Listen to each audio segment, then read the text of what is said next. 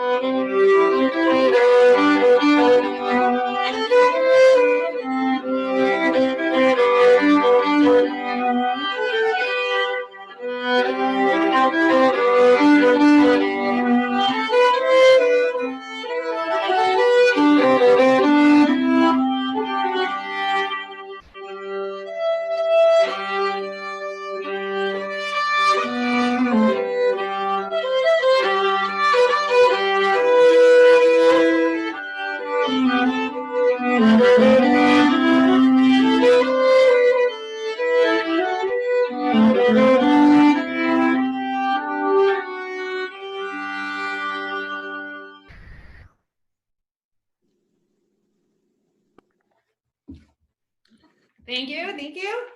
We'll do well, a couple of reels now. An old time tune and an Irish reel, starting with Bonaparte's Retreat and finishing with The Wind That Shakes the Barley.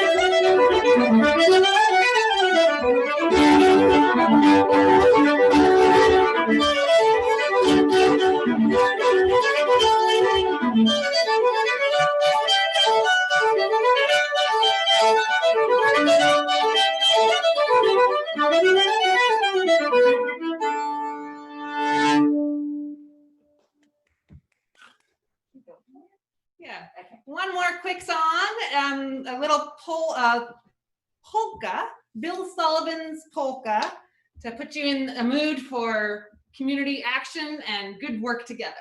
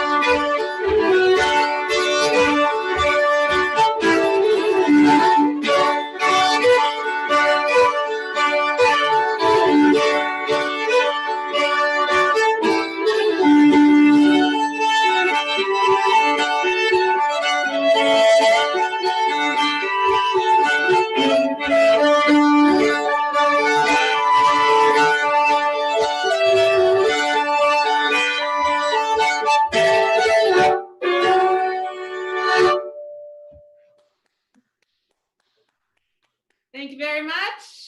Have a great meeting. Laura Markowitz, Anna Ruesnik, it has been a pleasure to play for you all. Thank you. Wonderful. Thank you very much. If anything, you're better than ever. What a gift for my soul and everybody's soul. Thank you so much. Thank you, Barbara. Have a great meeting. Okay, Jess, Tony, okay to start? Good. Go ahead, Barbara, whenever you're ready. I'm just one of the crowd. Oh no, you're absolutely special. Okay, so welcome everybody to Ward 2 and 3 Neighborhood Planning Assembly. So glad you could all make it. and they can't hear me, but I want to thank Anna Ruesnik and Laura Markowitz again for bringing back some of our old grace and charm to start. Lovely to hear them. The next thing on the agenda is to introduce your steering committee members. And I see Tony Reddington. It says Ward 2, but now you're in Ward 3, right, Tony? And Jess Hyman. And Kevin, I can only see 9 people here. Kevin's here, Kevin Duderman. And is Andrew Champagne here? Is everybody muted? Okay. And Charlie Giannoni? Say hello if you're here. Charlie's muted, but I see him on the screen. Right, okay. And Jessica, we just said, and me from Ward 3. Oh, and Patrick Johnson. Is Patrick here? No, okay. So that's it. And later tonight, we may be welcoming a new member. We'll see. Did you introduce Jess? Yes. Okay. Thank you. Next thing is next meeting notification. So we don't have to do this at the end when everybody's leaving. I believe that's Thursday, December 10th. Is that correct, everybody? Yes. So we'll meet again Thursday, December 10th. And I remind you that recordings of the meeting can be found on YouTube or CCTV's website. Great. Okay, the public forum is open. And I know that I have a few people already. Is Nicole Loesch here? If so, unmute yourself. I am here. Thank you. Well, Hi. Thanks so much. I'm Nicole Loesch from Public Works. And I wanted to let everyone know tonight that we just announced the applications for membership on our City Council Stakeholder Committee to support the North Winooski Avenue Parking Management Plan. That was one of the recommendations and the immediate next step before we do any improvements on the North Winooski section of the corridor. We just wrapped up the overall corridor study back in March and took a bit of a hiatus while we waited to see how the pandemic was really going to impact our whole project. But we're getting ready to convene the actual committee now and get that process started. So the committee itself, we have 4 spots open for any community stakeholders who have a direct relationship to North Avenue, and we encourage everyone to apply. Applications are due on November 27th, and the application form itself, I did share with the steering committee here, and maybe that can be included in the meeting materials for anybody who wants to view online, but it's also available on the city's website. You can find it either on the City Council vacancies page for their boards and commissions, or on the Winooski Avenue project site itself. We have a link there as well. The applications will go into the clerk treasurer's office, and the appointments will be made by Mayor Weinberger and President Tracy, and they'll make those announcements on December 4th. So again, just want to let everybody know about this opportunity, and if the steering committee is able to share the application and the website link in these meeting materials, I'm sure we'll do that. Otherwise, feel free to reach out to me directly or try to find it on the city's website. So thanks so much for letting me share that news tonight. Nicole, you said if you had a relationship to North Avenue, you meant North Winooski, right? Yes, North Winooski, thank you. Thank you very much. And is Megan Moore here? Megan is not here, but I'm speaking for her. I'm Jessica Lavalette. Okay, great. Thank you. Yes. Hi, I'm Jessica. As I said, I'm the Customer Care and Finance Manager at Water Resources. And I'm speaking tonight to let you know that the state of Vermont has just expanded the Vermont COVID-19 Arrearage Assistance Program, known as VCAP. It was expanded earlier today to include municipal water and sewer utilities. You may already be familiar with VCAP as it launched in August. However, assistance was initially available only to customers of utilities regulated by the Public Utilities Commission, like electricity or natural gas. So VCAP provides residential and business account holders with utility bill assistance if they have suffered an economic hardship due to the pandemic and they have account balances that are at least 60 days in arrears for usage after March 1st. The program is administered by the Public Service Department, and folks can register and apply for assistance by visiting publicservice.vermont.gov. Residents who do not have access to the internet can still apply by contacting the Champlain Valley Office for Economic Opportunity. They are partnered with the state to assist residents who cannot apply online. The deadline to apply is December 15th, so it just opened today, and we have about 4 weeks to have people ask for assistance. We've already identified all of the water resources customers who are eligible for assistance based on the parameters given to us, and we will be contacting them directly tomorrow to encourage them to apply. And that's what I wanted to share. Thank you very much. Thank you. Have a great night. Take care. Take care. Anybody else with a public announcement or a public forum issue that you'd like to raise? I see Megan Humphrey. Yes, thank you. Hi, everyone. Nice to see you all remotely. I have a couple of things. One is that some of you may have heard of the shift meals and or Everyone Eats, and they are supplying meals until December 9th, and I'll put the link in the chat for people, and it's just free community meals. Anyone can show up and get them, and there are a number of different locations in Burlington and in Winooski until about mid-December. They're also partnering with Sweetwater's for a Thanksgiving dinner there at Sweetwater's and a coat drive and free meals. So they're not doing sit down, obviously, this year, but they're doing meals that can be picked up, and that's first come, first serve. And the meals are from 10 a.m. to 2:30 p.m. on Thanksgiving Day. And they're also accepting coat donations prior to that. And so that information is also at the shift meals as well. And I also wanted to let folks know that we are in the process of organizing the holiday dinner again for the 17th year. And we get meals to seniors, anyone 50 and over, all over the county on Christmas Day. And I'll also put that link. That's through HANDS, which is the organization I run. And actually Jess is hugely helpful as well. And lots of other businesses and organizations and people. And we deliver a hot meal and gift bags all over the county on Christmas Day. So, and we're going to start accepting reservations for that beginning November 30th, but that all can be found on our website. So thank you very much. And I'm happy to answer questions, but otherwise folks can just go to those links. Okay, thank you very much. And thanks for posting the link, Jess. I'm trying to scroll through my little iPad to see if anybody else has their hand up. Tony has his hand up. Tony? Yeah, hi, Tony Reddington. I live in Ward 3 now on St. Paul Street, opposite the brand new City Hall Park. And first I want to say that this is a difficult day, I think, for a lot of folks, even more difficult than it's been because we had a record number, as you know, of COVID cases yesterday in Vermont. And all of us, I'm sure, in one way or another, have been discussing with relatives, friends, neighbors, and family how to handle our situation with the holidays coming up. And at least in my family, we are not going to take the risk of getting together.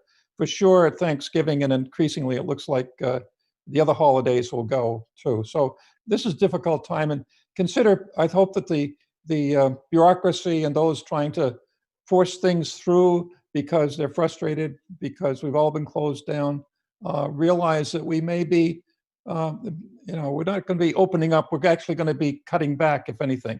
I'm trying to figure out how I can reduce my personal risk. I'm one of the vulnerables. I have one son with who has type 1 diabetes. So this is not a restricted situation to those who are older like myself. The other thing I want to mention very quickly is that since the last meeting, the Champlain Parkway update by the city, the state, and the federal highway was delivered to U.S. District Court. It is clear now that they've asked for another delay, they that being city officials on up, And it looks like they don't even want to talk to or contact the U.S. District Court on anything until next May, 7 or 8 or 9 month period. It looks like at least 2 years additional before the Parkway could even conceivably begin. That's assuming the U.S. courthouse door, which has been closed to the Pine Street Coalition and other opponents of the project, does not open. We're hopeful now. I say hopeful. We're almost convinced that we really need to sit down and make a compromise and make a deal, not a Trumpian deal, but a deal that will get a project going forward that meets the needs of the South End, and then can allow the second phase, which will be the connection of Pine Street over to Battery Street, which is everybody agrees that the Railroad Enterprise Project, the connection of a roadway and bikeway between Pine and at Curtis Lumber and Kilburn over to Battery Street needs to be done. There's no one who disagrees with that now. So our only problem is to reduce the scale of the project of, below on Pine Street and down to the I-189 so that we can all live with it and not put undue pressure on the King Maple neighborhood. Done. Thank you, Tony. Thank you. I have 2 more speakers lined up, one Els, and then after that, Jenny.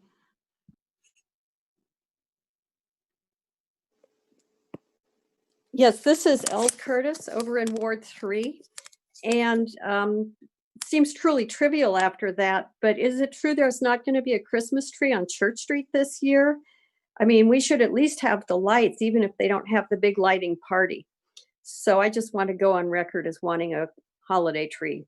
And what can I say? We need to lift our spirits, as Tony says. So there, that's it. Thank you. Thanks, Els. Jenny, hi. Hi, neighbors. I'm new in town, but I've lived in Winooski and Montpelier and so on in the past. Just got here from Brooklyn a few weeks ago, and I'm in Ward 2 and happy to be here. What Tony said made me want to jump in quickly. I work as a medical journalist, and I just want people to know I don't see enough emphasis on ventilation and safety precautions. People talk about washing their hands. The library is sanitizing for an hour or 2 every day. Folks, it's all about ventilation. This disease is airborne. We need fans, we need windows, we need HVAC.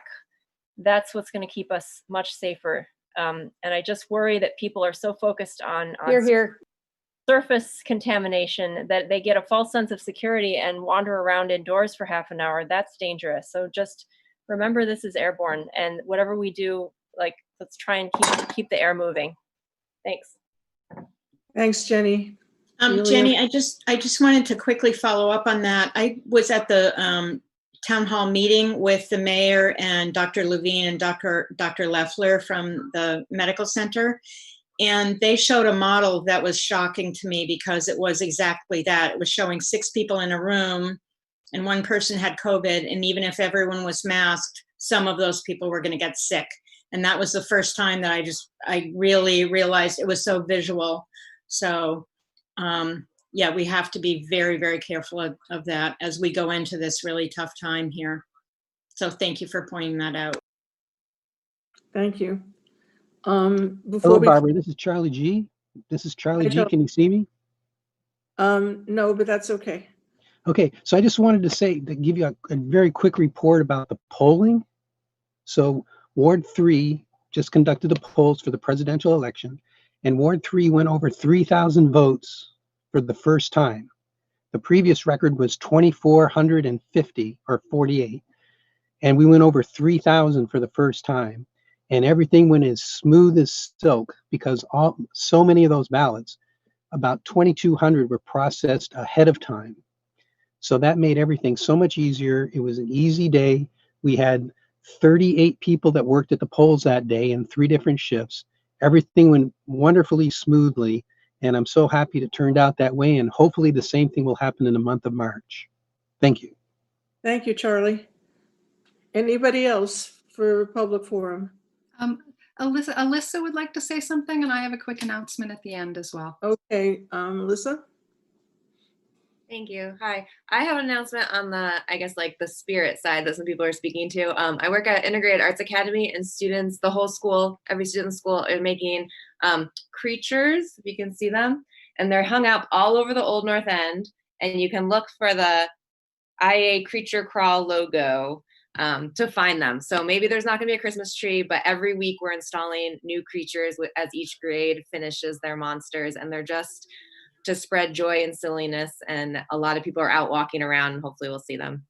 Hey, you should make up a page like Vermont Rocks so that you can, seriously, they have people painting rocks and then hiding them. You should make up a page so that the kids can see that people are actually finding their posters and make comments on them.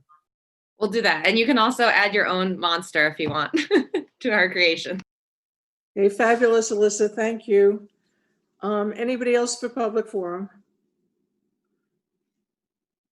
Seeing, you wanted to say something, Jess, right? Oh, yes, I just wanted to quickly point out that on the agenda document, we included some resources for Vermont programs to help us all stay housed during the pandemic. And several of these programs have a December deadline. So I just wanted to point them out to folks. And this includes help with paying past due rent, help moving to a new place if you're in an unsustainable apartment, also help paying utility bills, and then also a mediation service for landlords and tenants. So all the information which was provided by Legal Aid is at the on the second or third page of the agenda. So I just wanted to point that out. And I also just wanted to say, this is so great how many people are participating tonight and speaking. So this is in the public forum. The public forum is also the time when you can tell us what you'd like to see at some of the next meetings. So if there's things that you'd like to see on the agenda for later NPA meetings, please feel free to speak up during public forum, which is actually just about done, or better yet, put it right in the chat and we'll record that. So thank you. Thank you. And if anybody feels like enabling their camera, even if they're in your jammies, we'd really like to see you. At least I would. Okay, next is we have a steering committee member nomination. Is Mollie Klepack Flanigan here? Hi. I see you, Mollie. Hi, welcome. Mollie has volunteered to be on the steering committee, I believe from Ward 3, is that correct? Yep, I live in Ward 3. I've been here for about Great. 5 years.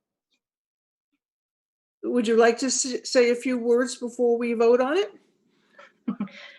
Sure. Yeah. Hi, everyone. I live in Ward 3. Before that, I lived in Ward 2 for about 6 years. Really love the neighborhood.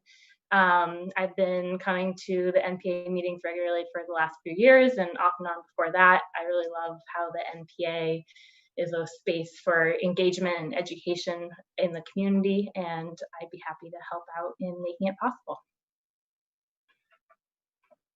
Thank you very much. I would entertain a motion to accept Mollie on the steering committee. I so move. As a member of, as a resident of Ward 3, I so move. Okay, do we have a second from Ward 3? I second that. Okay, thank you. Do we all vote or just the steering committee? I'm new. Well, no, I think just in this case, just members of Ward, residents of Ward 3. Oh, okay. Okay, and I'm not taking notes, so I hope somebody is noting. Great. Okay, there's screen sharing going on, which I'm not quite sure what that is, but anyway, any discussion? Seeing none, all in favor of accepting Mollie as a Ward 3 representative on the steering committee, say aye. Aye. Aye. Aye. Aye. All opposed?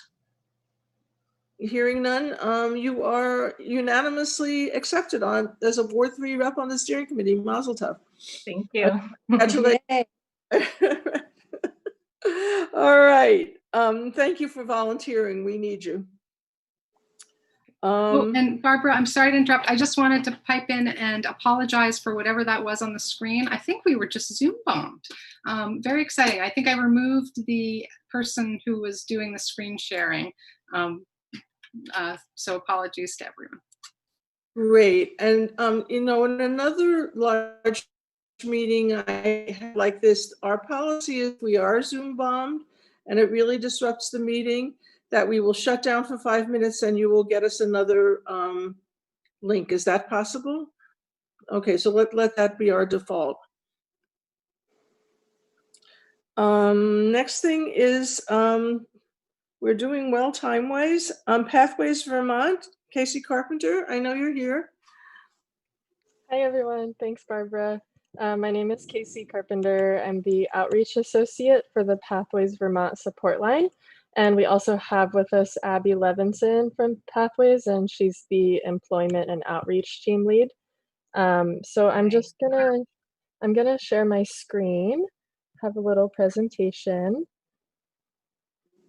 Can you all see that? Yes. Okay, Yes. great.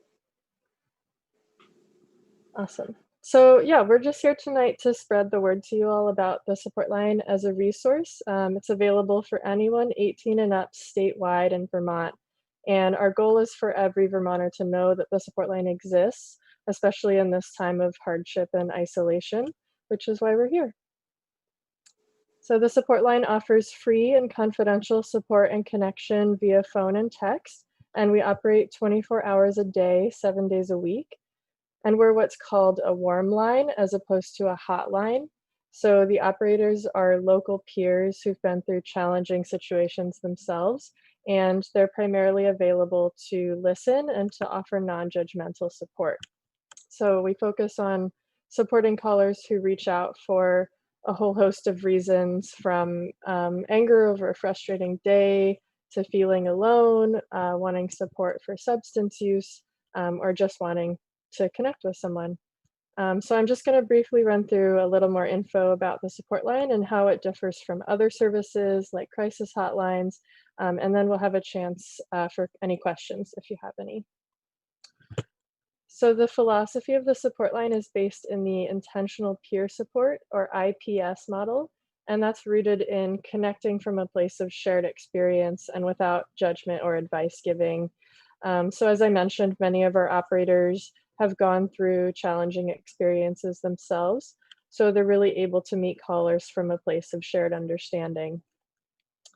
And one of the guiding principles of the support line is a belief in the healing power of connection, of simply having someone to listen to and validate your experience. Our philosophy is also based in the belief that individuals have the capacity to grow and change, and that they are the experts on themselves. So people often wonder how the support line is different from a crisis hotline. And some of you may already be pretty familiar with this. Vermont has 10 designated mental health agencies, each with their own crisis hotline. So ours here in Chittenden is the Howard Center, which operates First Call. That's their crisis hotline. And the Pathways support line aims to serve a complementary role to these crisis lines. So whereas the support line is staffed by peers with lived experience, crisis hotlines tend to be staffed by operators with formal educational experience or licensed counselors who provide more clinical mental health support. And a primary service that crisis hotlines offer is to screen callers for the need for higher level services, whereas this is not a primary service that our support line offers. That said, support line operators are trained to refer callers to crisis or emergency services if necessary. And lastly, crisis hotlines do offer counseling when possible to callers, but may not always have the capacity to, for example, talk with a caller about their favorite TV show for a half hour every day. They have to be available for crisis calls that can come up. Whereas for the support line, that's our primary purpose, is to be a listening ear for any identified need, whether that's a crisis or not. So in this way, we hope to both reduce the strain on crisis services, as well as offer an option to callers who might not feel that they need crisis level services. So while we're not a crisis hotline, many callers do report being in crisis when they call. And as I mentioned, we do have protocols in place for callers who are at imminent risk to themselves or others. And our operators are also well versed in all the different resources available to callers. But our operators are also trained and comfortable speaking with callers about suicidality, about substance use, and any other urgent needs if a caller identifies this as helpful. And we really feel that when someone's in a dark place, simply forming that non-judgmental connection can really be a lifeline. And in the best cases, these calls can prevent a crisis from escalating to an emergency. So this is our number. It's 833-BT-TALKS. It's pretty easy to remember, and that's a toll-free number. And it's the same number for calling and texting. So it's 833-888-2557. And yeah, please feel free to write this number down for yourself or to share with friends and family if you think that they could use it. And if you work or live somewhere where you can hang up a flyer or display pamphlets, or if you want to share about the support line on social media, we have lots of materials and we'd love to send them to you. So you can just shoot me an email at kc@pathwaysvermont.org. And you can also find more info and some testimonials on our website, which is pathwaysvermont.org. So with that, I want to thank you all so much for your time, and I'll open it up to any questions that you might have. Thank you very much, JC. Questions. Jessica, let me know if you see people's hands raised. Tony? Oh, I think Tony's muted. Unmute yourself. Got it. Okay. I am familiar with Pathways program on the talk line. It's an excellent program. Could you just give us the numbers of callers that you folks have, Casey, on a daily, monthly, or whatever basis? I'll let Abby take that one. Yeah, I think on a daily basis, maybe like 20 to 30. I feel a lot of callers are regulars, so some people call multiple times. But yeah, we're different hours of the day are more popular for callers. So when I worked on the line, it was the first shift, which was 6 a.m. to 3 p.m. And that, because it's a newer shift, had less callers because we just became 24/7 with everything that happened with COVID, because it was part of a COVID relief grant. But the second and third shift oftentimes gets more callers because it also is sometimes when people can't sleep at night or late in the evening, people are more apt to call. Thank you. Other questions? See anybody, Jessica? I have. Megan has a question. Okay, good. Megan? Yes, thank you. I just have a quick question. Do you think have you seen a marked increase since COVID? Yeah, so we actually, one of the questions on a survey that we asked every caller is what was the reason for calling? And we found that disaster increased a lot as a topic of why people were calling. And there's actually a little graph that we have that shows like connection, as well as, Casey, was it, what was the third biggest? I'm just looking for that graph right now. If I can find it, I'll share it. Yeah. But I think, definitely there has been a pretty significant need during the first shift, which is a completely new shift since COVID. So, I think that, yeah, that's the slide. So support, connection, and disaster. And as you can see, 2020 had a pretty significant increase in calls in general. Thank you. Christy, I saw your hand. Yes, my question is, have you heard from any tenants calling in with any kind of housing concerns on your phone calls? Yeah, I think there are a lot of stressors that people call about. I think, you know, with COVID and everything, that a lot of the conversation is oriented around challenges that present themselves with the current situation of the world and, you know, of economic challenges. So I think, you know, in calls that I've had, I think there might have been a couple of those calls, but I think overall people are getting more calls about, you know, food insecurity and housing insecurity. Yeah, so I would imagine that those calls are more frequent. I can't speak to everyone on the support line, but. Thank you. I have a couple of questions. One, I want to know what is the level of anonymity or confidentiality that callers are offered? And also, do you need volunteers to be listeners, and do special training for them? Mhm. Yeah, so we see the number coming in, but other than that, we don't keep track of any demographic information, or we don't talk about callers with other staff, just like talking to your supervisor about challenges that might come up. But that way we are confidential. We're not anonymous because we're getting the phone numbers as they come in. But we don't do anything with those numbers unless there was an imminent risk of danger to themselves or others. And we don't actually currently have volunteers. Everyone is paid that works for Pathways. I think just the onboarding process is a little intense with, or not intense, but, you know, I think it might be hard to just onboard a lot of people as volunteers. But yeah, currently we don't really offer that, but maybe that's something that we could talk about in the future if we get a huge increase in calls and see a really big uptick in calls. Thank you. Other questions? You see anybody, Jessica?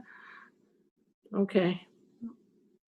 Thank you all so much. Yes, thank you very much indeed. Okay, Tony, you're on with your resolution. And you need to Okay, unmute. I had to unmute myself. I can, if you want, I can share screen. I just got that section with the resolution so that those who have not seen it or don't have it, I'll try sharing that now. Oh, I got to do the share screen first. Push all the buttons. Okay, and we go over to, no, that's Four Seasons. That's for Kurt McCormick. Aha, okay. This resolution, which apparently has become quite topical in the last week or so, just basically suggests this, that as a neighborhood planning assembly, we can advise, and we're asked to by the original resolution of the council back in 1982, to express our concerns, our advice, and our counsel in regard to issues related to our community and our city. And that's what this arises from. We've done resolutions, several in the past. We have received this last month a presentation on the city place, which is with the hole in the ground, to use a better, more accurate term at the moment. And that we know there's a new proposal from Don Sinex and Devonwood. And I think we learned in the last 3 years a lot about the problems of housing, and specifically about the down to this particular project. I think what we learned most importantly was that in the projects that we've approved here in Ward 3, and most of them are in Ward 3 for some reason. We've had three housing projects by Redstone. We have the Bove project, which has a few units on Pearl Street, and of course we have the big one, the big enchilada, is the City Place. You might add into that, because it's on the periphery, but Cambrian Rise, which is 700 or 800 units of housing that has right now under construction or finished a family project and a senior older Vermonters project that is part of their commitment to under the ordinances to provide upwards of 25% of all housing units to be quote unquote affordable. The problem is all these units have been built under the zoning ordinance that are so-called affordables are started about $1,100 a month, including all utilities, for a one-bedroom unit. They just aren't affordable to somebody who's poor or somebody who's lost their job, has no access. On the other hand, and this is the good news, let's not look at this as all bad news. In the city of Burlington and nearby, about one out of four people who rent, and Burlington's a rental city of 16,000 households rent. About 4,000 of those households today have federal housing assistance, which means they pay only 30% of their income for rent. They do have shelter security because if their income goes down for some reason, then their rent goes down proportionally. So there's both the knowledge that you have a roof over your head, and that if something happens to your income, you're still going to be able to afford that housing. There's problems with the Section 8 or some of the housing voucher programs. Those are administrative and they should be dealt with. We certainly are concerned about that. But as a practical matter, the big elephant in the room is the federal government. They're the only ones that provide these 4,000 units right now that are truly affordable housing. Now, the so-called affordables that the city provides and the mayor has talked about in regard to Redstone and City Place and so forth, those are not affordables. They're the $1,000 and on up, $1,000 apartments for one bedroom. And so what we're asking here is very simple. We're asking that, in part, thankfully, because of a change of federal administration, there's a good chance that we should be able to get 80 units, about a quarter of the housing units that will be in that City Place, that could be Section 8, that would be a 27-year guarantee of rent assistance at 30% of income max rents for those who apply. And though whether you're homeless or you're a low-income family, and thanks for Christy Delphia, who I see is attending the meeting, who's emphasized on behalf of the Burlington Tenants Union that we really need to include some 2- and 3-bedroom units in those 82 units to allow families to also live in the downtown environment. If we do not have Section 8 or federal units in this downtown project, then it's just more gentrification. It'll be basically a gated tower with no access for those who have a housing need. Now, the question you might ask, well, are there households that need housing assistance today? Well, if you check with the housing authority, Burlington Housing Authority, which has an ongoing open ability to take applications for anybody in need, they have 1,000 on their wait list. Ditto for the cathedral that has age-restricted housing, most of you are familiar with, they have 1,000 on their wait list. There is we are only meeting about half the housing assistance need in the city. Okay, so basically all this says is, gee, City Council, will you please include in your development agreement the requirement that this developer gets some Section 8, and will you then help him get those units that will actually perhaps help him finance the project? Now, this week, the mayor said he really doesn't want to have even the so-called $1,000 affordable housing units. Well, that may be the case, but if we were able to get Section 8, it really would provide help to that developer financially, and because those apartments would be paid for, and they also they would not have to basically handle the administrative costs. Those would be handled by the housing authority or by a nonprofit. I'll stop there. You may have questions, but I think that this is important for Ward 3, where we have the overburden of low-income folks, and we really need to provide some affordable housing and allow people to live downtown just like others would like to do who have the means to do so. Tony, will you read the full resolution? Oh, sure. Please? I'm sorry that not everybody has a screen. And I put it on in the chat as well. Right. The 1982 City Council resolution creating the Ward 2 and Ward 3 Neighborhood Planning Assembly states in part, quote, "The neighborhood planning assemblies shall provide advice to this council, City Council, with respect to community development, housing programs, among other issues."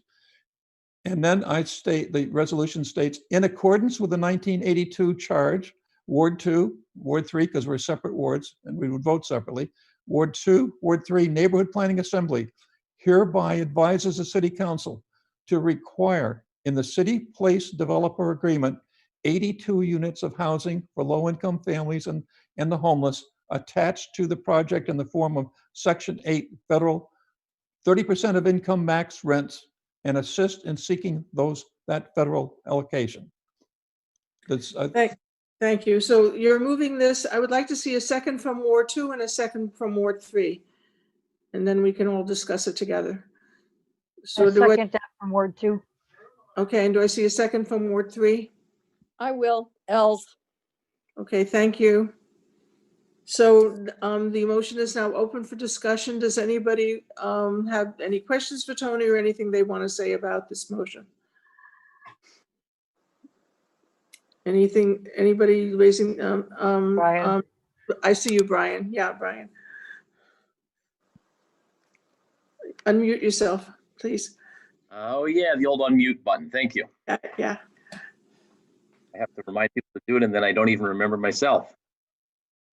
I want to thank Tony for bringing this issue up, and he has been raising this issue for quite a while. And I think that he's correct that the real deeply affordable housing in any community across this country is largely delivered through what they call deep subsidy, basically subsidy that stays with the unit, and then the tenant can actually transport that subsidy somewhere else when they leave, but it ultimately stays with the unit to ensure that low-income people, as their income fluctuates, honestly, their rent will fluctuate. So there is some fluctuation there, but it's really the only way to ensure that people aren't priced out. And I think we need significant new federal resources, of course, to meet the need, because the number of people across the country waiting, there's only a couple million who receive project-based Section 8 assistance in the whole country.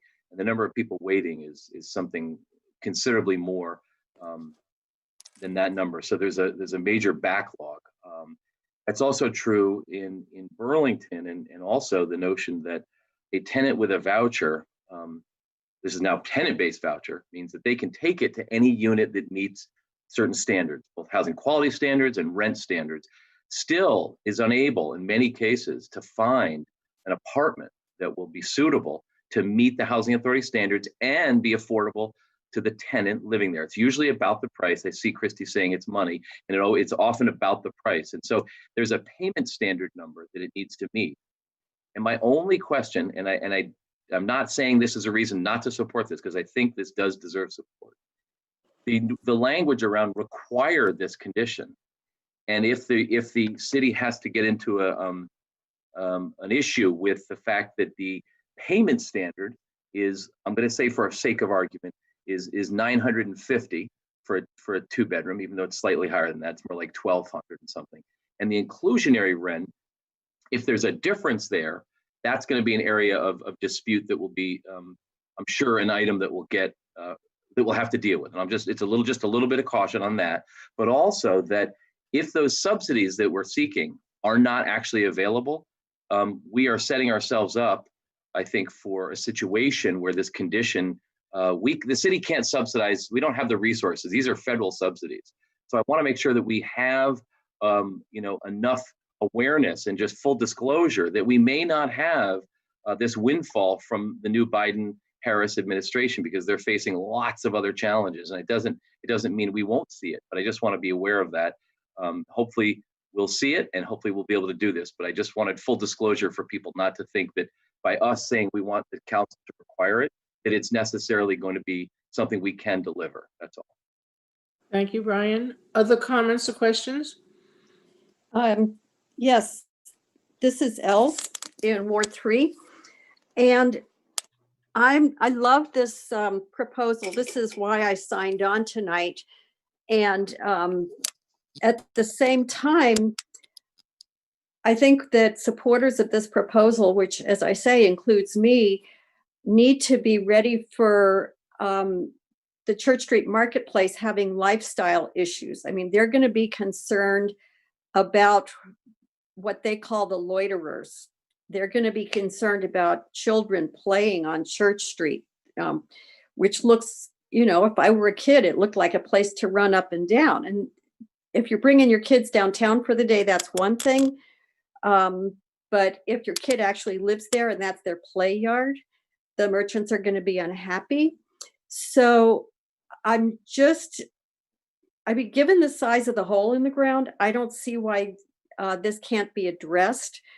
But in terms of the architecture, and caveat, my brother is an architect, I really think that to speak of making this, as I strongly support, a more housing-oriented development would include adequate leisure and recreational space, maybe a courtyard or something, so that the families and the individuals are not funneled onto the marketplace, which is not a recreational area. They would not love it either. So I'm just, you know, I'm just saying this is a something to be aware of, and it would affect the shape as well as just the numbers and whatnot. And that's all. Thank you for listening. Thank you for bringing this forward. Thank you, Wills. Christy, I see your hand. Yes, and Coalition for Livable Cities meetings, we have kind of been kicking some of the stuff around as far as where the children of these people, if they do put in 2 and 3 bedroom apartments into City Place, have been discussing a specific park be made up out of the church property that is right now completely fenced off. That would greatly enhance that area, so that those concerns that everybody has been raising would be covered, and keep people, or attempt to keep people from allowing their children to play on Church Street that live in that building. So I think if the city can come up with some kind of a proposal to turn that vacant church property into something like that, that would be an excellent way to cover those issues. Thank you, Christy. Are there other hands, Jess? I only see the 9 people. Okay. Tony? Just a couple comments. I agree with that need for play space. And keep in mind, we have the new City Hall Park, which is basically a block from City Place. I've been going through it regularly now. There's actually quite a child-oriented or young person-oriented play area there now. And by the way, the skateboarders are thrilled. We've got about 8 or 10 there every afternoon. And secondly, and I didn't say this earlier, and Brian, Councilor Pine is correct. I have felt from the beginning that Senator Leahy, who sits on the Senate Appropriations, has been getting Vermont 100 to 200 to 300 units a year of additional Section 8 units. So part of this, and it's in my explanation I've sent to people, is that we really do need a cooperative effort here of city leadership, the developer who should be able to use these units to help finance the project, and third, the congressional delegation to get the 80 or so units that we're looking for. There is a way, and I don't like it, but there is a way of transferring vouchers to attach them to projects, but I don't, that's cannibalization. We should be seeking additional units for Vermont and for Burlington, not to take away from the units that are available otherwise. But otherwise, I'm in agreement. I believe that I certainly agree that the marketplace should be concerned about young people, but at the same time, those families also shop. So I mean, there's 2 aspects to getting more people in a denser location downtown that benefits the marketplace itself too. Okay, thank you, Tony. I would just say, not apropos of the motion, but the mayor, and it's coming back again forever, has been against the concept of inclusionary zoning itself.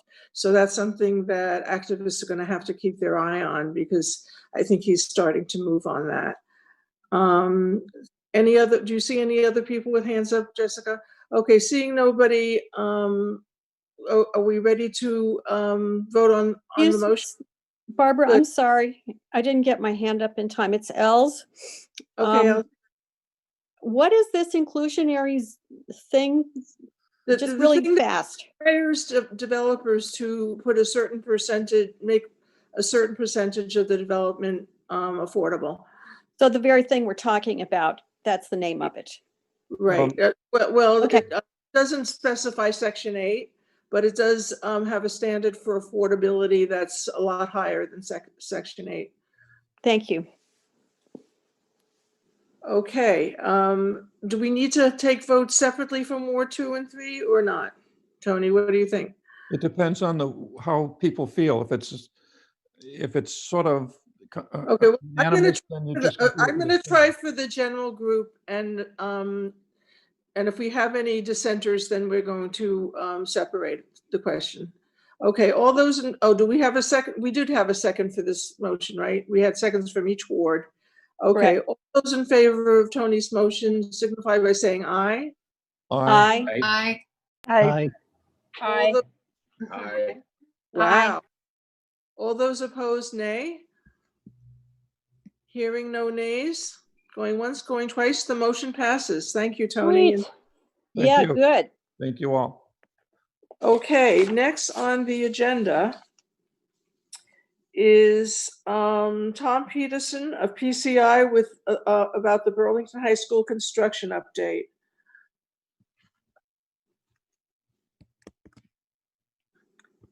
Is Tom here? I am here. Wonderful, thank you. Good evening, everybody. Welcome. Thanks for having me.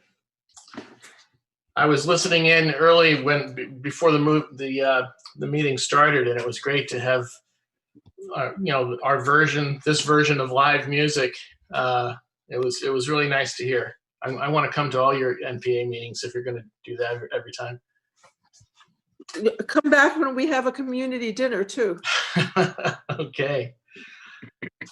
Well, my name's Tom Peterson. I'm the owner's project manager for the Burlington High School project. I'm the principal of Peterson Consulting Incorporated, and we were hired in April of 2019 to fill the role of owner's project manager.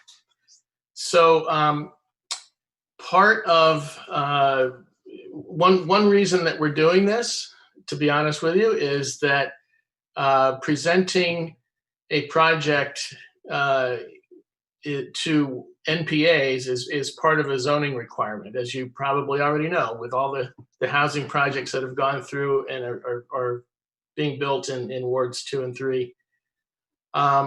Technically, the presentation is only required to be made to the ward in which the project is located. But since this is a city project, the district's philosophy is that this project should be presented to all the wards, because it really is a citywide project. Even though it happens to be located firmly in Ward 4, it's really a citywide project. So that's part of the preamble. The presentation I'm going to give tonight is it's 21 slides, so I'm going to buzz through them quickly. I'm not going to read them all. I don't think people like it when people read the slides that are right in front of your face. And I can send these to I can send this as a PDF to Kevin or somebody, and it can be distributed to folks in your ward if you want to take more time with the presentation. It's just a PDF document. So this is the same presentation that we made to the Board of Finance at one of the project milestones. it was at the conclusion of our schematic design estimate and the conclusion of a long process of value management, we'll call it. And it's a nice word for cost cutting. So this presentation is really a snapshot of the project in time, and it's frozen in time from the spring of 2020.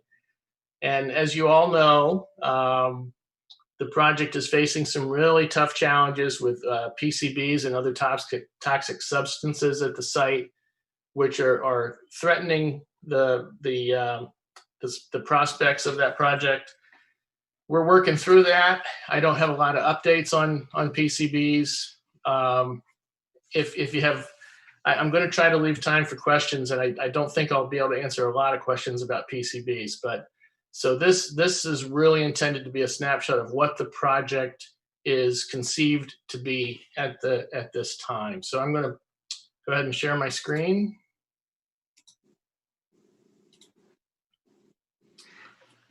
Is that visible? Yes, sir. Okay. So this is where we are in the process. We've been through conceptual design, which is part of the pre-bond, schematic design, and that was completed and approved in April of this year. We're currently in design development, and that should be completed before Christmas. We'll have design development documents. Once we're complete with design development, then the architects and engineers will be working on the construction documents themselves. So this is a rendering of the school as it's currently conceived for the additions and the renovations. These are two versions. One is shown with the existing auditorium exposed here. The bottom image is with an auxiliary gym built next to the auditorium. So the auxiliary gym is going to be built or going to be designed and specified and bid out as an alternate. We don't know that we'll be able to afford it, but we want it to be bid so that we can understand what that price is and hopefully build it in the future if we can't afford it now. So while we have this screen up, the new construction includes a stair tower over here on the south end and a passageway along the south side of the building that will help give better handicapped access to the chorus rooms. There's the new entrance of the school extends out a little further than it does now. It'll extend to the east, almost out to where the bell tower is now. This structure here is a new 3-story addition that connects A building to B building. The bottom floor will be administrative, guidance, and library, and the upper 2 floors are all classrooms.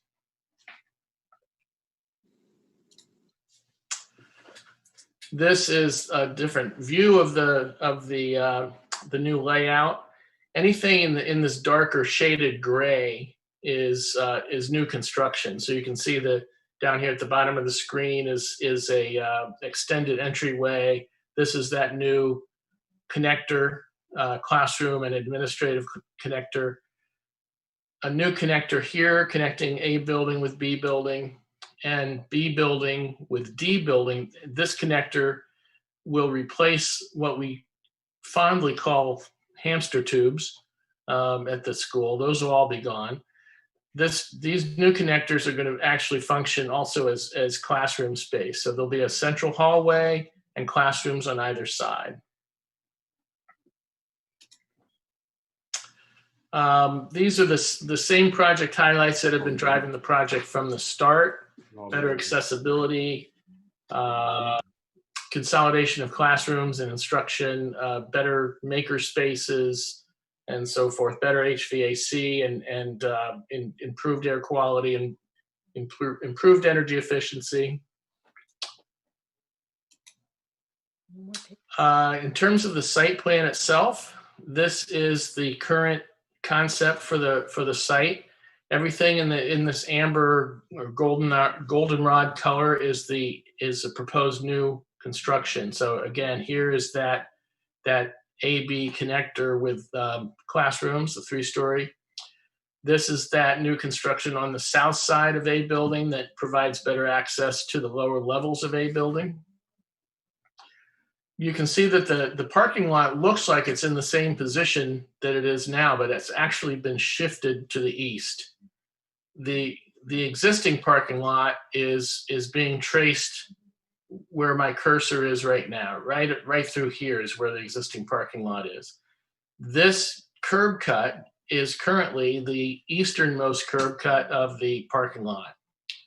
So one of the problems with the parking lot right now is that it's severely tilted. It's working with the landscape, which is a very tough site, and it creates a parking lot that's not handicapped accessible. It's very difficult for somebody in a wheelchair to get out of their car, into a chair, and into the building because of the slope of that parking lot. This new parking lot is going to be raised on the southwest corner, and it'll help level this parking lot. It's not going to be perfectly level, but it's going to be a lot less slope than the existing parking lot. It'll include islands for trees and lighting, handicapped and accessible parking close to the building, and we'll have electric car charging stations. We have a big amount of bicycle parking right here. The existing parking for bicycles right now is about, I'd say we have bike racks for about 30 bikes. For a school of 900 plus students, we only have parking for 30 bikes. The new parking for bikes is I don't know, 100 or so. I don't know the exact count, but it's a lot more bike parking. These slides that you can study at your leisure kind of lay out the different levels of the school. A lot of people don't think about this because they look at the buildings individually and say, oh, they're all 2-story buildings. But if you think about the lowest level of A building and the highest level of E building, Burlington High School is about a 9-story building, because it climbs up that hillside there. So we're gonna correct that and keep this much more accessible. The circulation vertically and horizontally is going to be much improved.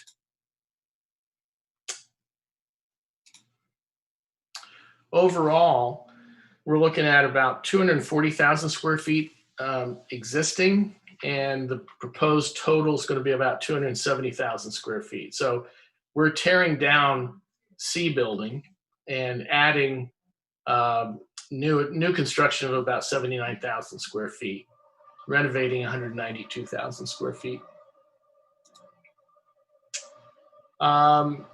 General classrooms, it's not a huge increase of classrooms, but it's now when we talk about general classrooms, we're talking about non-lab classes. So not the science classes, the specialty classes, but for general instruction. So we have existing 39 at an average size of 695 square feet, and proposed 42 classrooms. There are no small group classrooms or breakout spaces, and currently we have designed in about 4 of those scattered around the campus. There's only 1 conference room in that whole facility, and the proposed is for 6. Student support, administrative services, and I think a lot of you are aware that like a lot of our public institutions, every institution and schools in particular are being asked to handle more and more and more social issues, and which creates more pressure on administrative and student support services. So that's reflected in this fairly sizable increase of space for administrative and support spaces. Extracurricular and lab spaces, we're seeing an increase of about 12,000 square feet. BTC spaces existing it's about the same. The current plan was to just do some basic handicapped accessibility and improvements at F building, but that because of the PCBs, F building has got to be revisited and rebudgeted. Some of the things that we've had to do to reduce scope, we've eliminated gym floor replacement. That can be done at a later date. As I mentioned, the auxiliary gym, it's going to be designed and bid as an alternate, but that'll help us see how much that'll cost, whether or not we can afford it in this round. The large parking area for the bikes was designed to have a cover, a canopy over it, and we eliminated the canopy. That was about $140,000. But the slab is being designed to accept a canopy. So if money can be raised or money can be found out of operating costs in the future, then that canopy can be ordered and installed without having to rebuild the whole thing. Yeah. Like Zandy we don't need to go through all of these numbers, but these pages, when you have a chance to look at them on your own, we'll show you some of the line item costs that we're working with here. So our total project budget now is $73,599,414. And all but, well, let me say that this last bit here, this $3,599,000 is going to be covered through other funding, not from the bond funds. The bond funds have a limit of $70 million.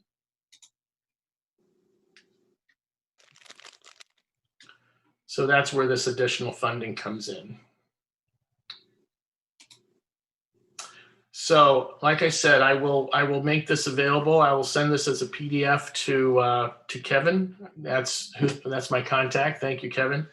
And I will leave it to him to make it available to the rest of the members. And I'll be happy to take questions. Okay, thank you very much. Interesting presentation. I'm going to try to get the screen share back. I mean, the gallery view back here. Just a minute.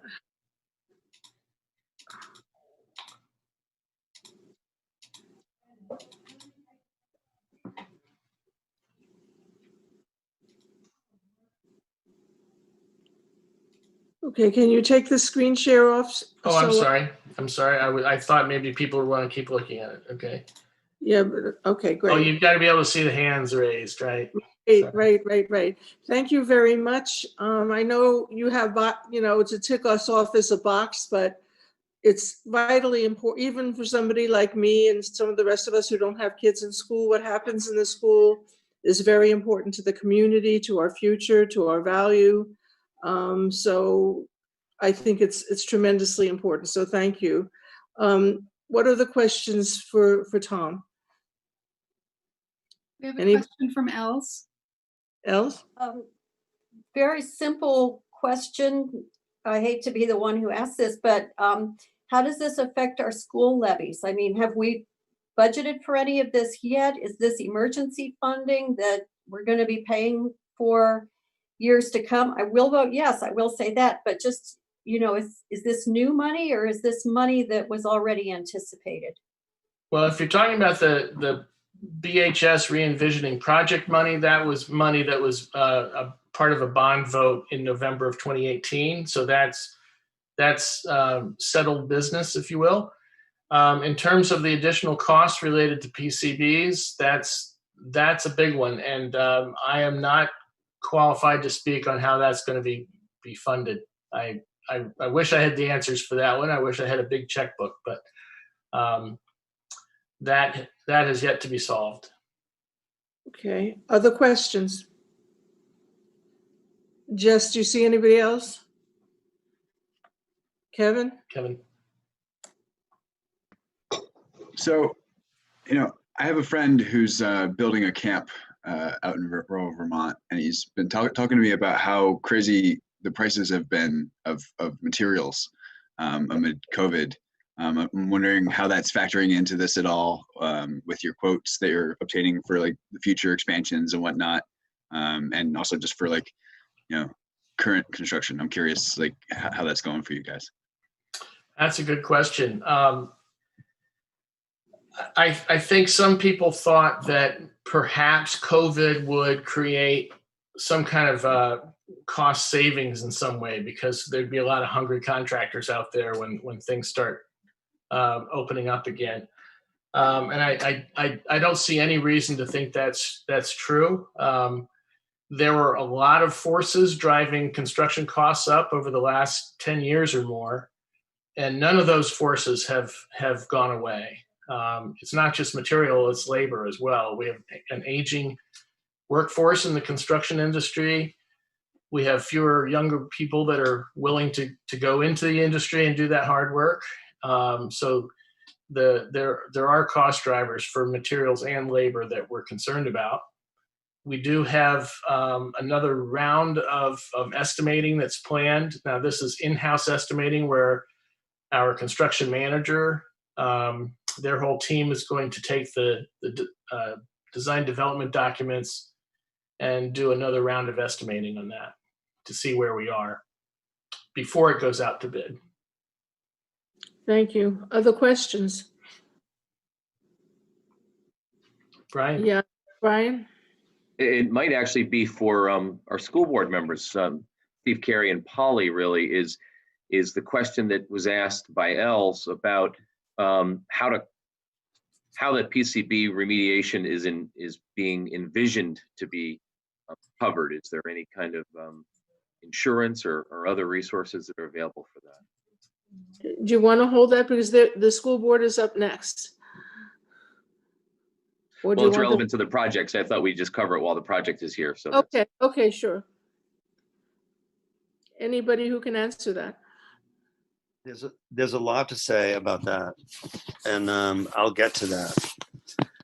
There's a lot going on regarding the high school, and I just want to. Are we done with the questions for Tom? Because I'll just go on from here. Okay. I just have one more, Tom, and that is, I'm assuming that the HVAC system and the air ventilation system, now that we know what's necessary to safely hold classes inside when there's a pandemic, will they be up to those standards?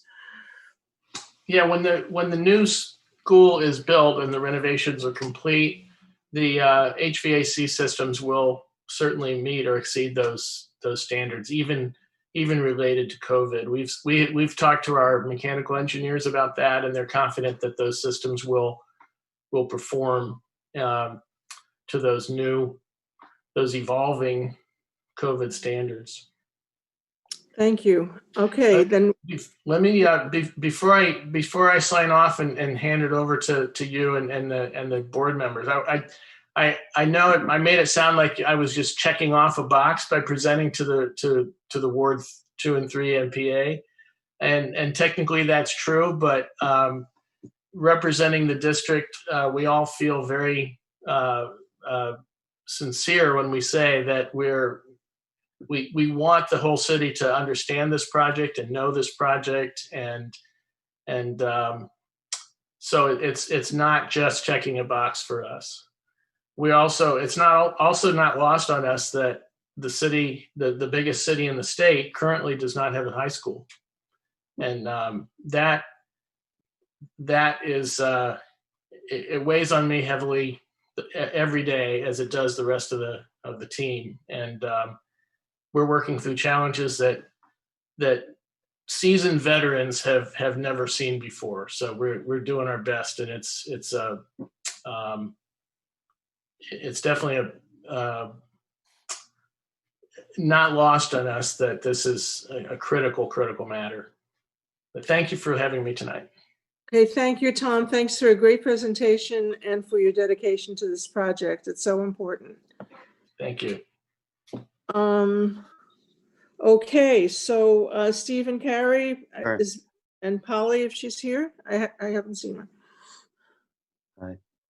I also want to thank Tom Peterson because he's been incredibly informative and patient for a long time. And he's been to many finance committee meetings, many Burlington revisiting committee meetings, many board meetings. We've seen these slides, over and over again. And he's been incredibly patient and informative throughout the whole project. So thank you, Tom, for that, I'll tell you. But, the bottom line is, the project has changed. The re-envisioning project has changed dramatically since it was voted in. And you can see by the schematics presented tonight, that does not represent the plan that the city voted for. We do have the 70 million, to re-envision and that potential building that was shown to us if things were to move smoothly. But in fact, they haven't at all. And you probably know a lot about the issues, but let me just review some things. Let me talk a little bit about BHS and a little bit about the plan to start to provide in-person learning for the students who have been disenfranchised by this discovery of PVC. What are they? PCBs. PCBs. PCBs in the environment at the school and in the land itself.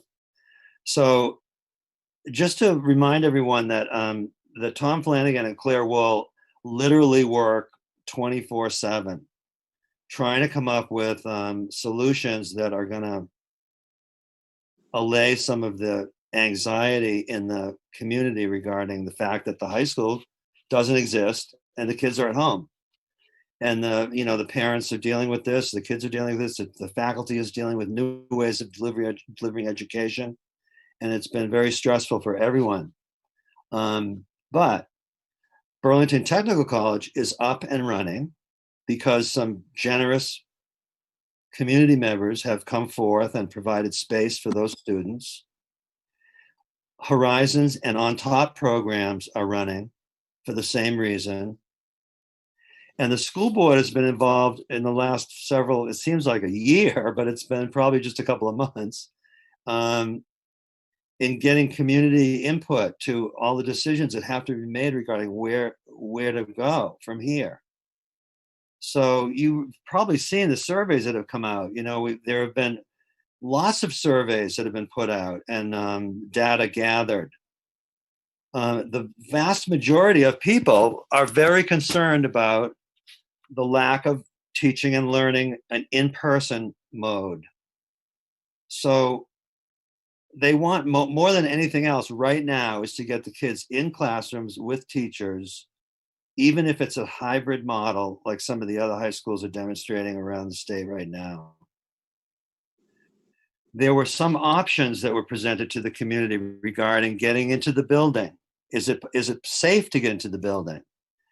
The medical advice from the state is absolutely not. And the superintendent agrees that he can't go against the advice of the state to put students back in the building when the PCB testing hasn't really even been complete. It's not just go in and test and get a number and come out and you're done in one day. The testing is lengthy, it's expensive, it's laborious, it's complicated. And we found that there are PCBs in the soil as well as all over the building, mostly all over the building, at levels that vary.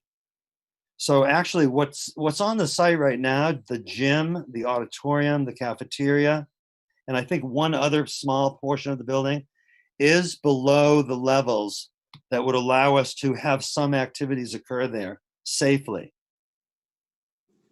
But another of the options, that were put out to the community were, what do we do from here? Do we can't put the kids back in the building. Do we try to restore it as much as we can and get them back in as quickly as possible? Or do we build a new high school completely? That was one of the original proposals. So of those three, putting them back in the building is not going to happen. So that gives us two things. What do? Do we try to do we try to get this re-envisioning project up as quickly as possible and get the kids back in the building as quickly as possible, which would be at the earliest in September of next year? Or do we do something and try, I don't know how we would go about, getting the money to build a new building. We have 70 million. It would probably be another bond vote. Now, this is me talking. I'm not talking for the entire board, but I have information because I'm on the board. But that's another possibility, a bond from my perspective. Another bond, would the city approve another several million, 20 million or whatever, to actually rip down the building that exists, save what can be saved, and build another building somewhere in the city? But in the meantime, kids are not being educated. I mean, to the extent that they need to be in a person-to-person, teacher-to-person relationship. And that is the major concern of the community based on all the surveys. And I'll say that the board and the superintendent have been extremely transparent in every decision they've made. They've asked for input on everything, and they've got a lot of feedback from a lot of citizens. You probably answered some of the surveys yourself. I'm assuming you have. So with all of this going on right now, Claire Wool and the superintendent and the staff, they're literally working every day, I want to say 24/7. It's an expression, but it seems like that, to get the kids in a reasonable place as soon as possible. So the board decided to put the high school re-envisioning project on hold for now, until we can first solve this problem of where to put the kids and how to proceed throughout the rest of the school year. We're not even halfway through. We're trying to meet the immediate needs, in other words, of the community right now. So you may have heard some of this because it's out there. What we can do is Edmonds Elementary School and Middle School is available on Wednesdays. So the plan as it stands right now is to have the high school kids meet in class situations at Edmonds starting on November 23rd, 24th, 2 weeks from now, right? 2 weeks. On Monday and Tuesday. So at least they'll have some time together with their teachers. And then from there on after on Wednesdays. That's the holiday week, by the way. The Thanksgiving holiday week to 23rd, 24th, Monday and Tuesday. So the teachers and the high school students can meet at Edmonds, which ironically was the old high school of Burlington, right? For Monday and Tuesday of that week, and then thereafter, Wednesdays only. There's also space that the city is going to rent, we're going to rent, the district is going to rent, on the top of the LL Bean building. And I hope I'm not telling you stuff you already know, but I'll just go over some of this anyway. So at the top of the LL Bean building, there's a space. It's going to be called the Seahorse Engagement Center. And it's basically a space for guidance counselors, for special educators, for students' access to teachers and staff, for one-to-one tutoring to go on. There's a Succeed program that we have at BHS that will be housed there. There'll be some classroom space, this is above LL Bean again, for teachers and students to use in the afternoon. It'll be a club meeting venue, and it will be a place for counselors to meet with seniors regarding college applications and scheduling. So looks like that's going to happen very shortly, that LL Bean space. And then there's the rumor that you may have heard about UVM. So the city has, the district has asked UVM, and I thought I was going to hear something about it today, but we haven't, is if UVM is a possibility. Can we use some of the buildings at UVM, because the UVM students leave at Thanksgiving, they're not coming back till February.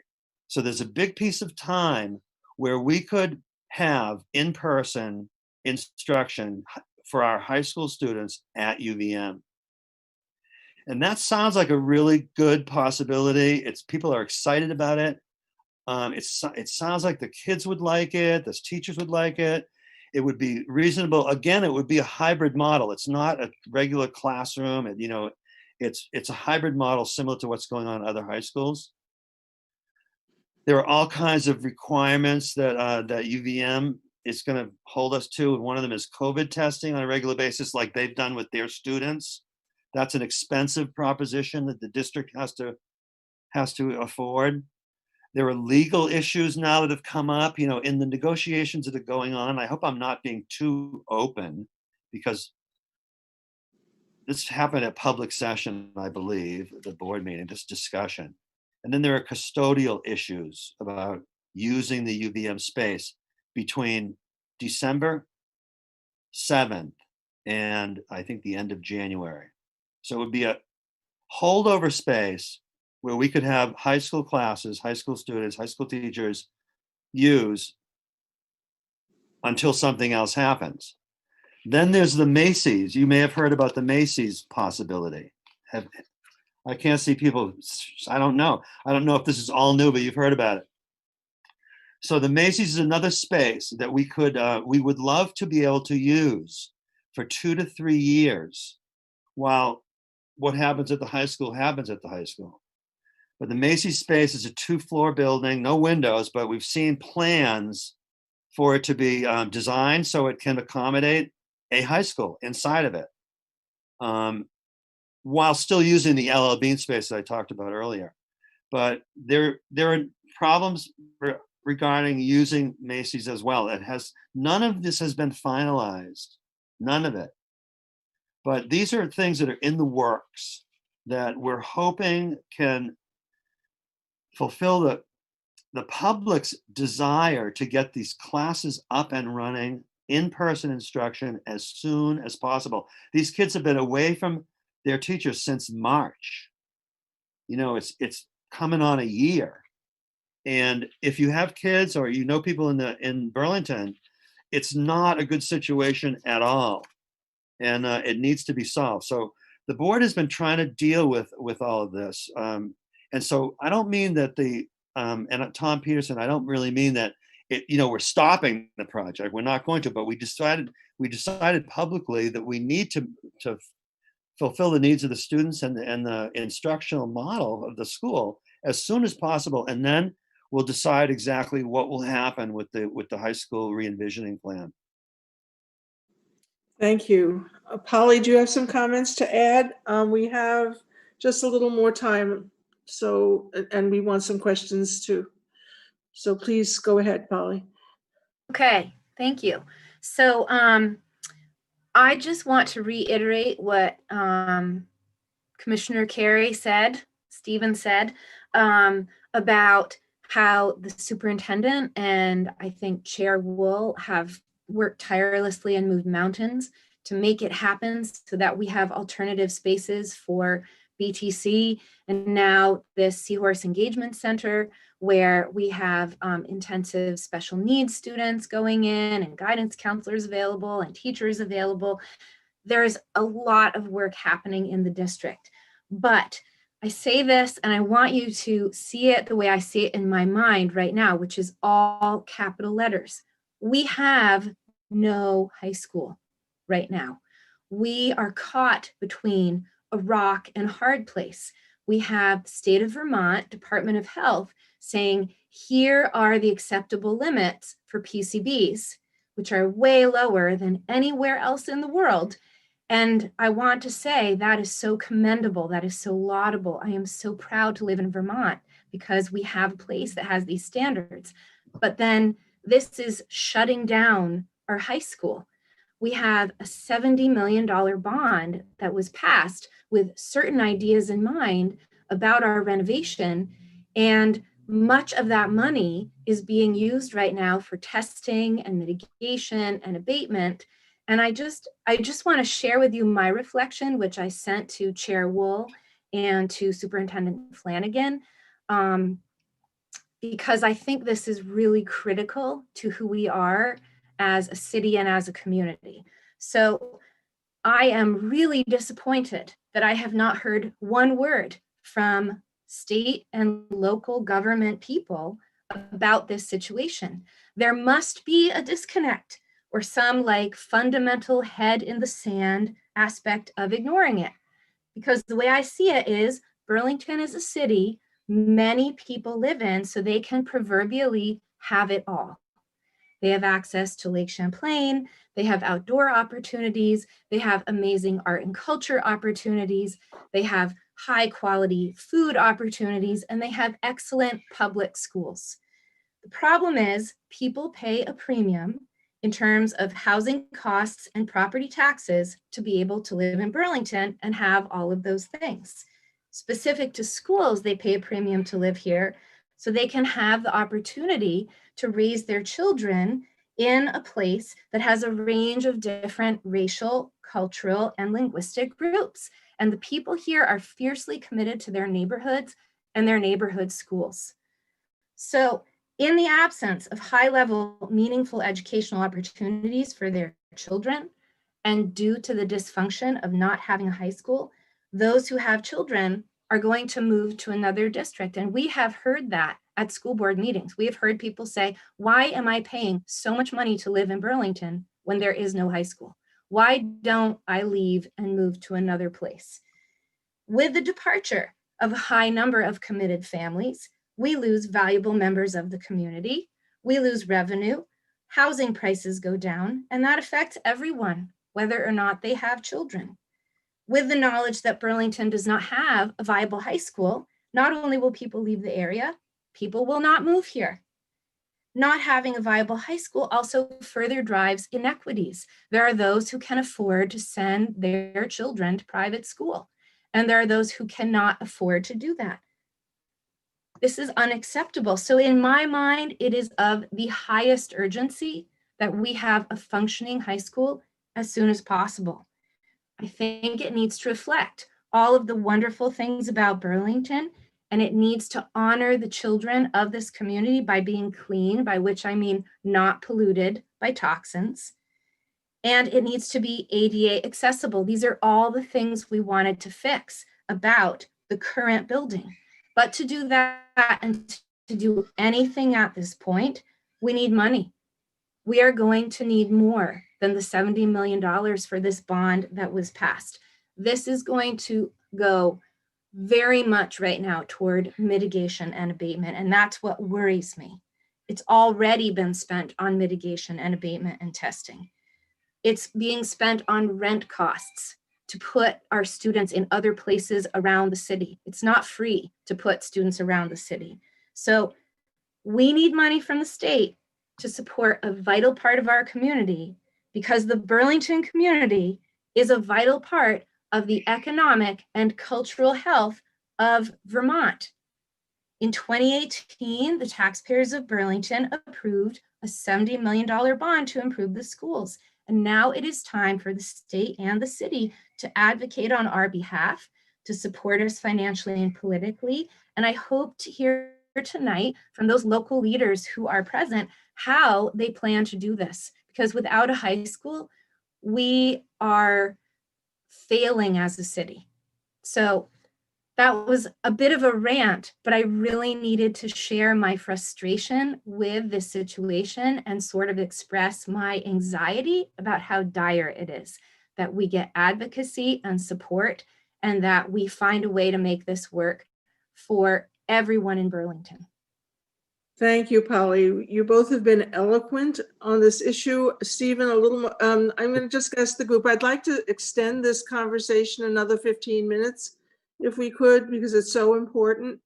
So if I don't hear any objections, I will do that. Stephen, Yeah, you know, Commissioner Waltz is is texting us. She couldn't be here tonight, but she wanted me to mention that I forgot, I left out the option, another option that we're looking at in terms of Macy's, the rental of Macy's for 2 to 3 years, because we're talking about a 2 to 3 year project anyway for either remediation of the current building or building a new high school. And there's the discussion of the possibility of getting trailers.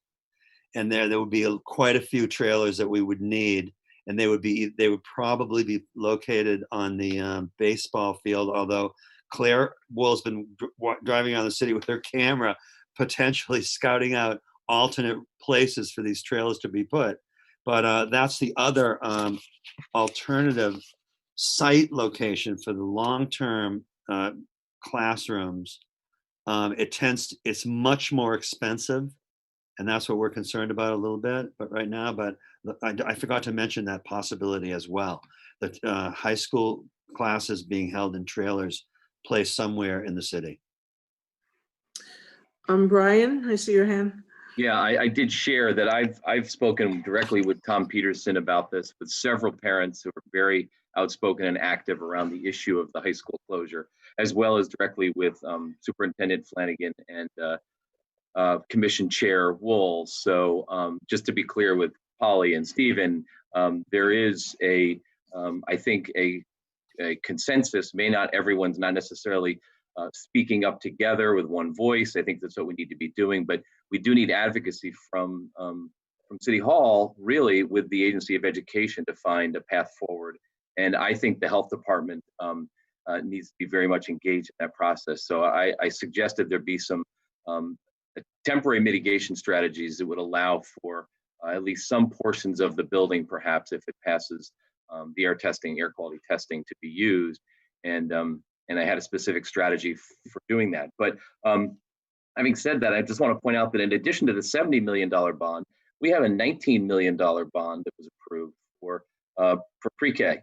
And I think there really needs to be a reckoning with the fact that together, when you put those numbers together, you have nearly $90 million to build something that could meet all the needs. So I think we need to be creative about that. I think the pre-K could be something that very much could be co-located rather than looking at that neighborhood-based approach, having them in two different locations. It could actually be a project that actually gets built as part of the high school. So I haven't heard anyone really say anything about that. And I'm surprised not to hear it be acknowledged that there's a $19 million project that was approved. Thank you. Jess, I can't see everybody who, we actually have someone on the phone who'd like to speak. I think it's Jeannie. Is it Jeannie?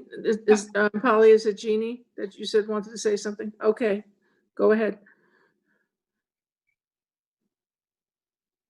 And Jeannie, you'll just have to unmute yourself. I think it's *67.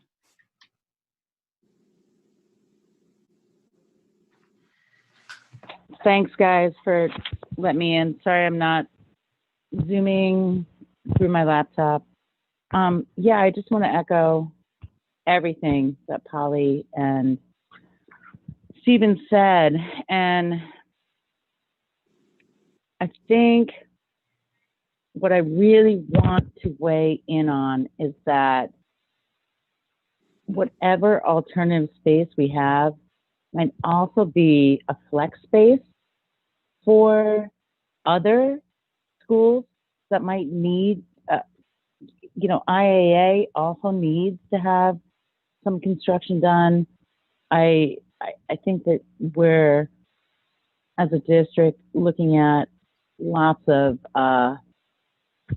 places where we're going to have to relocate students for further, construction.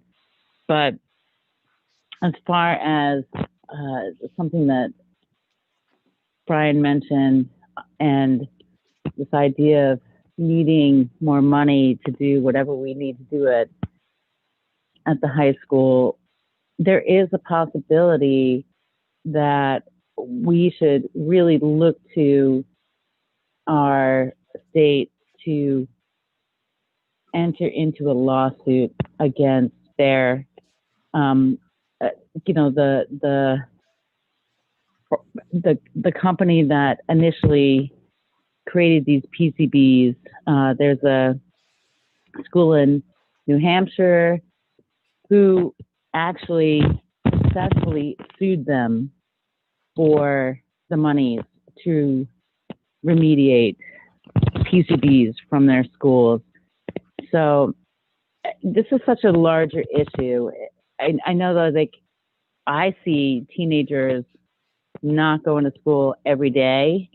And I also know that there are plenty of other schools in our community and our state that if they were doing the extensive testing, the first thing to say is the reason that we know how bad the PCBs are at Burlington High School is because it was a preliminary step.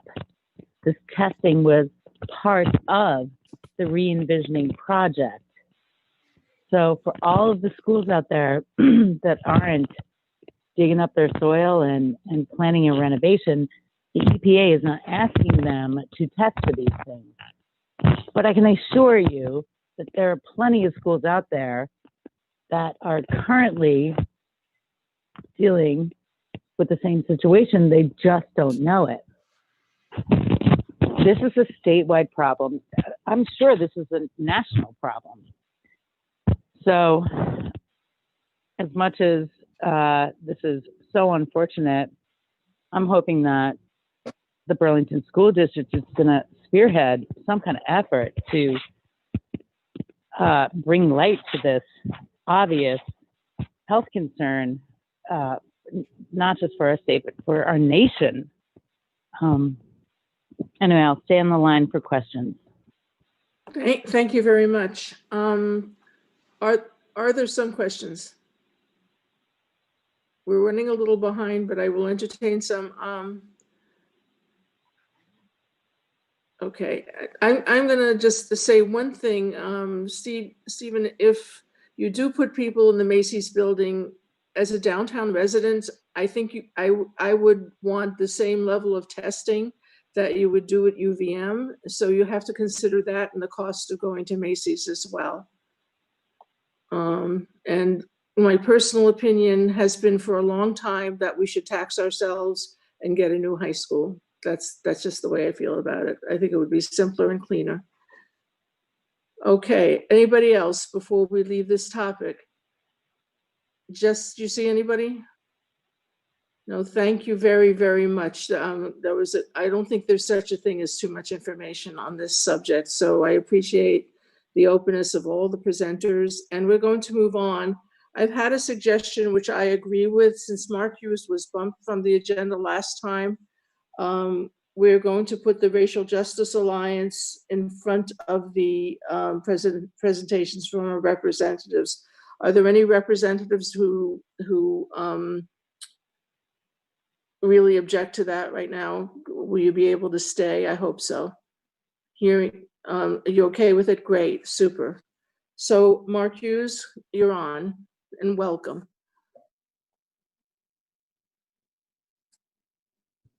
Thank you. Good evening. Wow, I was following that, and that I had no idea. That's some tough stuff. I almost feel like we could have. I actually had a couple questions myself, but I think we'll come back to that.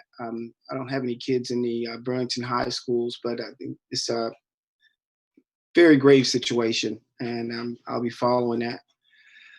So good evening. I am Mark Hughes. I'm a Ward 1 resident, and I'm right over on Riverside. And I, out of everybody on the call, and I know a lot of folks on the call, I just want to wave at Tony Reddington, because I hardly ever get a chance to see him. So I want to say hi to Tony. I'm going to take about maybe 10 minutes, 15 minutes if there's questions or something like that. I'm going to talk to you a little bit about an update on what we call at the Alliance Operation Phoenix Rise. It sounds kind of like a secret agent mission, but it's not. What it is it's really what inspired parts of the resolution of June 29th, which was a racial justice resolution that was primarily sponsored by Zariah Hightower, but was passed unanimously. It was actually sponsored by, I think, the entire caucus, if I'm not mistaken.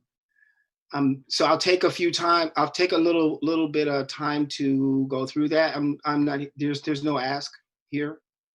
This is just informational. And I'll come in and give you an update from time to time on some of this stuff.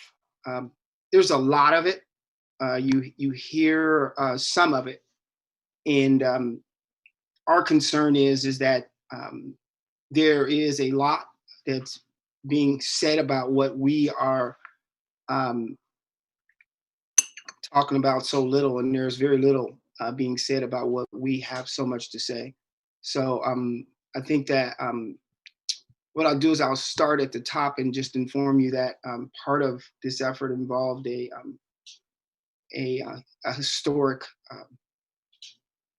historic reparations task force, a task force which will go in and look at the implications of chattel slavery and the relationship that Burlington has with that, and come back with some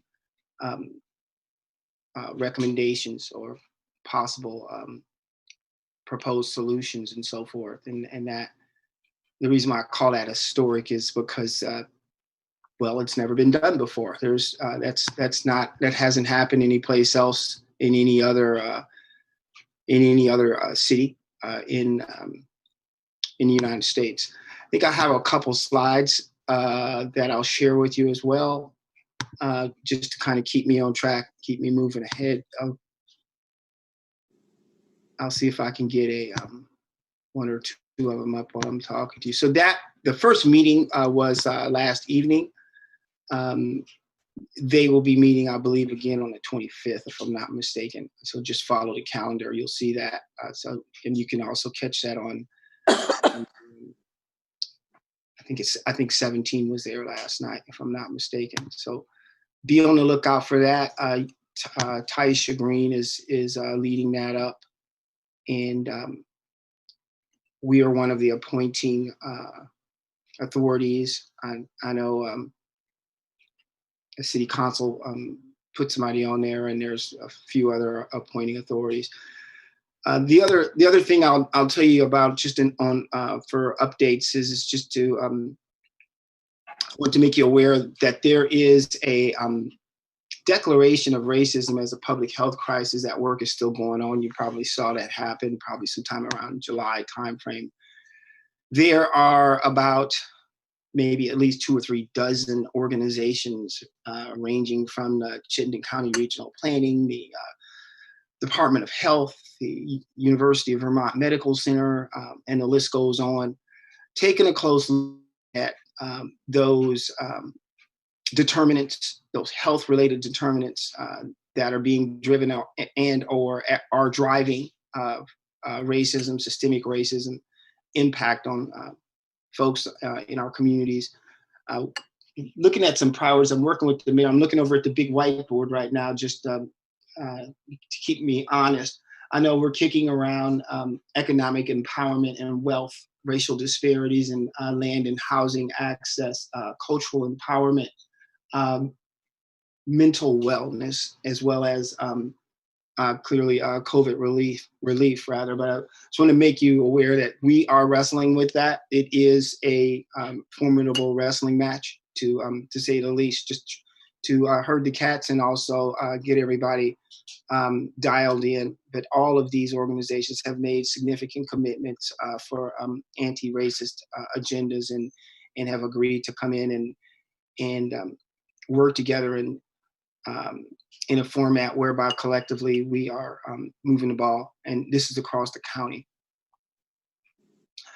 I'm going to cover the rest of Operation Phoenix, and then what I'll do is that, as I said at the end, I'll ask you for some questions, and I'll stick around. I'd like to listen to the representatives.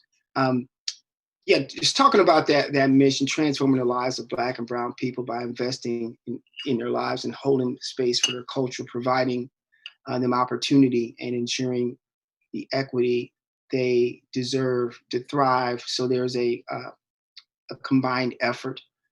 You will see this come out in that resolution, and there are a number of activities that are in place. I'm just going to update you on a few of those. You've probably heard a lot about the piece on restructuring public safety, except for you probably heard it more framed in this big conversation about how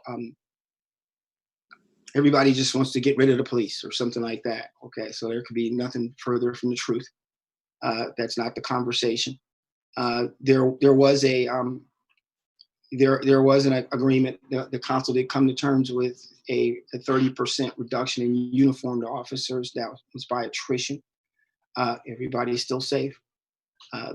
As we stand right now, that is in play, along with a full, robust community engagement in this process, as well as an assessment of the department, and with a full analysis. They would kind of inform one another.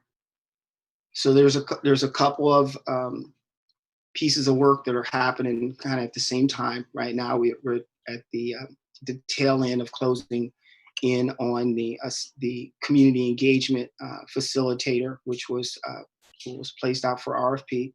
I think that process is all but done.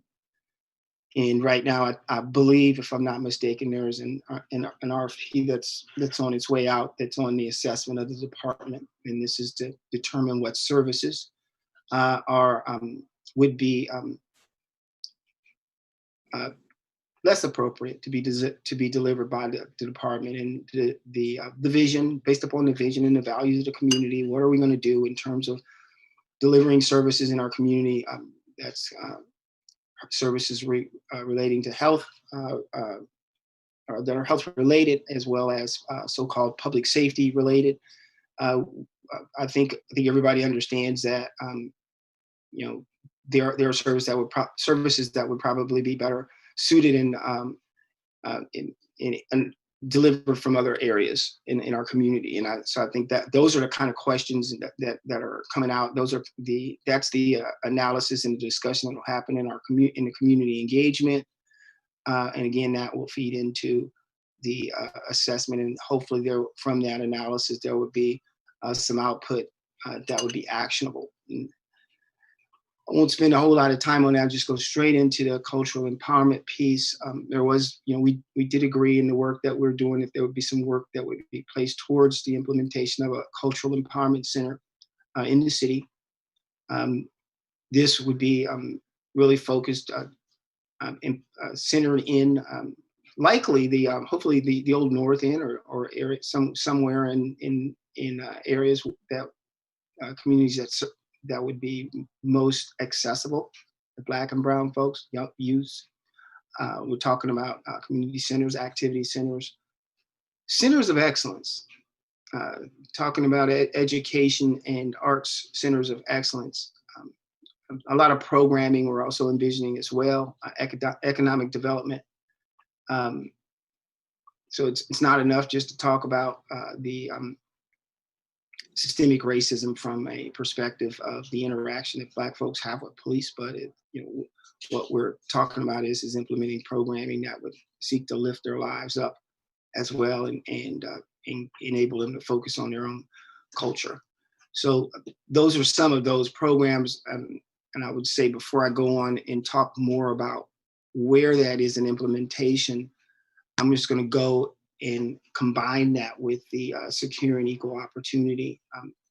One of the things that I'm often reminded when people talk about complaint management, I always think about that grenade with the pin on it and has the number 1, and it says complaint management, take a number. And I think that this, first of all, this is not that, but one of the things we were talking about is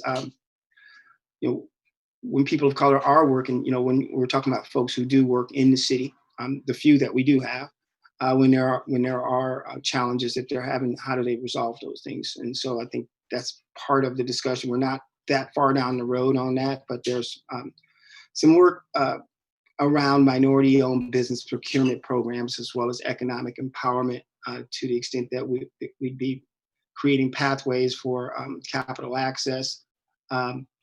Business mentorship programs where thriving businesses in the city can reach back and pull forward those struggling minority-owned businesses and give them hand up, and also technical assistance. And the reason why I put those last 2 categories together is just because what we decided would happen first, and I sit down with the mayor and his team, and Taisha Green, and also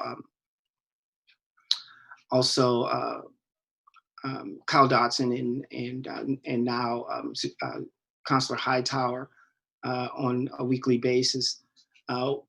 in those meetings, what we're coming to understand is that, you know, it's important for us to have a strategic plan on all of this work on these last two items. It's a lot of stuff, a lot of moving parts. So we have we're in the process of bringing in a consultant from Boston. There's a couple of them there. It's Grayscale Consultants and All Aces. That contract is in place. We've had the kickoff meeting, and I think we have a follow-up meeting tomorrow, and that is to create a strategic plan for the implementation of some of this work. And that strategic plan would also inform the feasibility study that we need to put in place to secure the Cultural Empowerment Center that I spoke to you about on the other slide. I'll briefly go back to just talking just a little bit about the restructuring policing. I just want to flag the fact that we do have a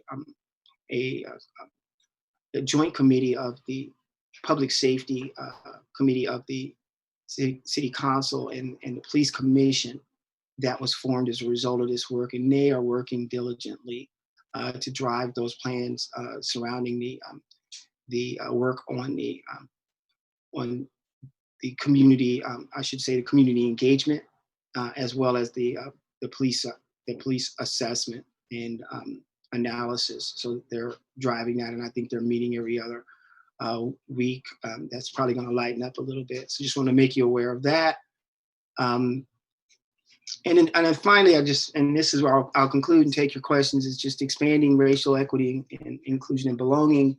There has been an incredible amount of work that has gone into supporting this new structure, this new apparatus within city government called racial equity, inclusion, and belonging, and that has culminated just recently with the hiring of 2 additional personnel on staff with the city who report directly to Taisha Green, and I believe those folks will be starting as week, if I'm not mistaken, at the top of next week. So a couple great folks starting, some names that you will be familiar with.